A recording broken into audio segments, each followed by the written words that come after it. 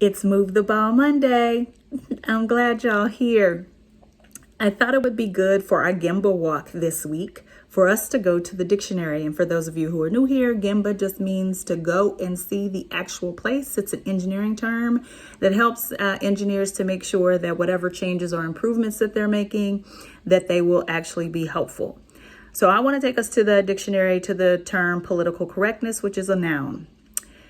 It simply means the avoidance of forms of expression or action that are perceived to exclude, marginalize, or insult groups of people who are socially disadvantaged or discriminated against.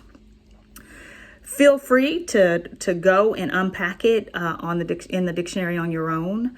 But what I want you to consider this week is there ever a time when we should insult groups of people who are disadvantaged or discriminated against? Is there ever a time when we should insult groups of people who are socially disadvantaged or discriminated against?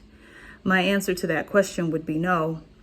But I'd love to hear from you after you've had an opportunity to reflect on it. And the reason I bring it up while we're in the middle of the COVID-19 pandemic is that there are groups who are historically disadvantaged.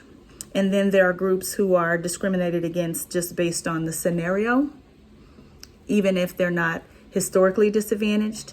And so how can we then avoid forms of expression that exclude, marginalize, or insult those groups of people? The dictionary says that this avoidance is considered to be taken to extremes. That's the definition. But I'd love to hear from you. We've got tons and tons of work to do. We are smart enough to do this. And so I look forward to hearing your thoughts after you've had a chance to reflect and think on it for a bit. It's Move the Ball Monday. We've got work to do.